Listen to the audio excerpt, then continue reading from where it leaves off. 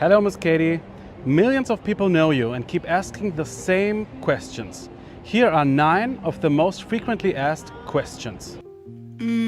Okay. First question. Were you fired as a teacher? Nope, I was never fired. In fact, I was pretty proud of the work that I did as a teacher. A lot of students became vegan because of me. Are you a racist?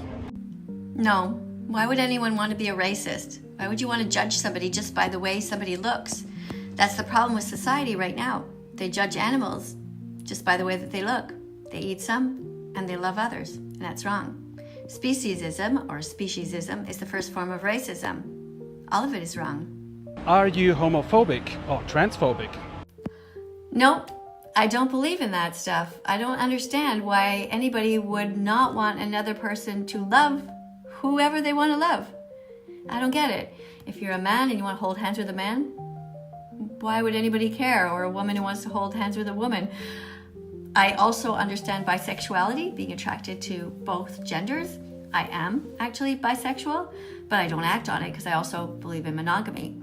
As far as trans people go, well, I think people should be able to wear whatever they want as long as they're not hurting anybody. But I have spoken out against people who mutilate themselves in all kinds of different ways. Anorexic people or people who are obese, I've said it's not healthy. I've also said that I don't think it's right to give children hormones. I don't think that's okay. I think we should be waiting till they're 18. And I don't know what else to say on the subject. I mean, if a guy wants to wear a pink skirt or whatever, like, who cares? You know, as long as they're not hurting anyone else. But I do also feel that it is a bit bizarre when somebody wants to have a full-out beard and also boobs. And sometimes it seems to cross a line where it seems narcissistic, like they're not actually doing it because they're suffering, but more that they're just trying to draw attention to themselves. But hey, that's just where I'm at. I do know people who are trans and they really want to integrate, and to me that makes more sense. I can understand that because they sort of wear the same clothes, they just want to blend in, they don't want to make it their whole personality. So that's where I stand on that subject. Oh, I should also say that I'm also not a fan of people who wear a whole ton of makeup, fake nails, fake hair, wigs, big high heels, glitter, glamour. I'm not comfortable with clowns or anybody else who just piles stuff onto them so that we can't see the person underneath, and that applies across the board whether the person is male or female. Some people say you're too extreme and make them not want to be vegan. I don't think it's extreme if we see somebody suffering. If somebody was kicking a cat and I would defend the cat, nobody would think that's extreme. If somebody was hurting a dog and I was defending the dog, nobody would say that's extreme. If I'm defending pigs, chickens, cows, turkeys, lambs, fish, why would that be considered to be extreme? It's not. People just don't like the fact that we hold a moral mirror up to them. They feel guilty, so they call us extreme. In reality, they're extreme. And what do you say to your fans? If you're talking about fans in terms of people who know me and appreciate my work, well, I say to them, thank you. Thank you very much for paying attention. Thank you for seeing my heart. Thank you for seeing how hard I try to save the animals. Thank you for understanding my ups and downs and my crazy kinds of videos. Sometimes I'm crying, sometimes I'm yelling, sometimes I'm trying to be funny, but I fail. I create different characters. I do all kinds of stuff because there's no book that tells us how to make people become vegan. And my approach is essentially to try to get as many people as possible to hear the word vegan every day and to understand what it means. And of course, to go and see the important documentary called Dominion Movement. If you see that, you'll understand why I'm here. What would you do if onions were sentient? If onions were sentient, I would not eat them. I would treat them like an animal. Animals feel pain. They don't want to be harmed.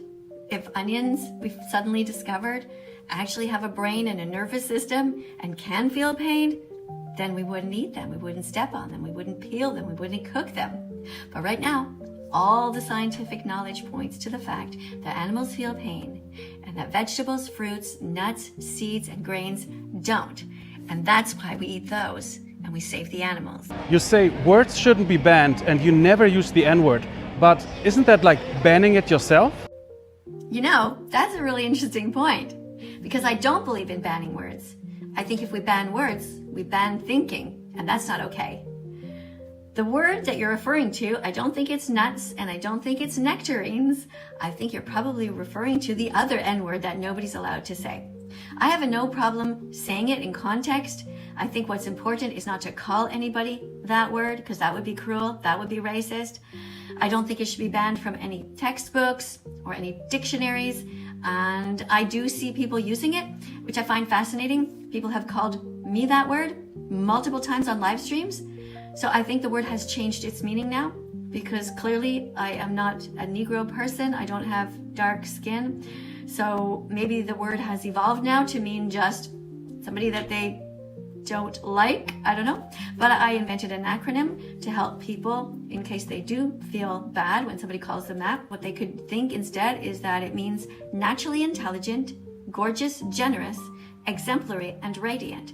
So if somebody says it to them, rather than getting upset and angry and causing a fuss and victimizing yourself, you could just simply say, thanks for the compliment, which is what I do on my live streams. And now a very important question.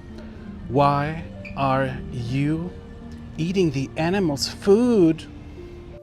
I am not eating the animals' food. There's plenty of food for everybody. If I'm eating food, I'm not eating my husband's portion, just as he's not eating my portion. If I'm eating food, I'm not eating the animals' food. They have their food, we have our food.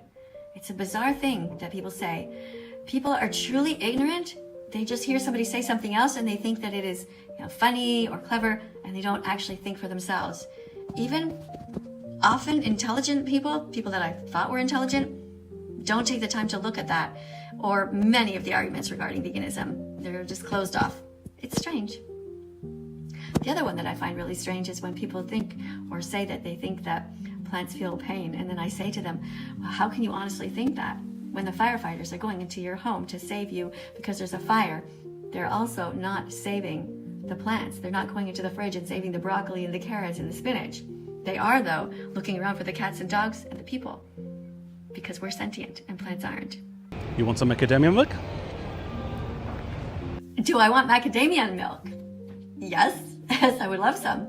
I love all kinds of different plant milks, and I do like macadamia nuts. The only thing I would say, though, is that is a really tiny container. I don't know if it's even worth it. That container's going to go into some landfill somewhere, and it feels like that's about 2 ounces of drink. I would get the massive one, the liter, and I would just chug that whole thing. I love that. When I'm out, such as you seem to be, I also buy the big things of soy milk, the baguette, some bread. I dip that into hummus or some kind of tomato sauce or something. Yeah, it's easy to be vegan. The grocery stores are filled with different options. Nuts, dates, raisins, all kinds of snacks. You often criticize religions, but do you think that is fair? Yes, I think it's fair. People who follow different religions are people who are not really thinking for themselves. So far, Jainism might be the only religion that kind of makes sense. I don't really know enough about it, but I know that at their core they are vegan. I used to consider myself a Unitarian Universalist because they had good principles, but when it comes to veganism, they still pay for the rape, the torture, the confinement, and the murder of innocent animals. They have not caught up yet, although they used to be a very progressive religion back in the day. At least I used to think so. They were pro-gay rights and pro-choice and things like that. And when it comes to all the other religions, I do wear a cross on my neck, but I do that because I joke around with people. I take on different religions. I've told people many times that I'm Muslim or Jewish or Christian because I speak their language in order to get them to think about having compassion for others.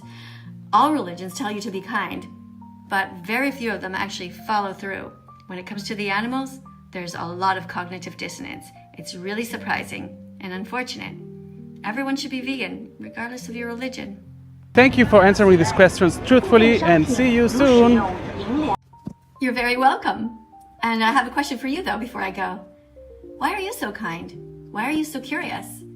This is the first time that I ever remember anyone doing a video where they've actually asked me these types of things. So I want to thank you very much for that.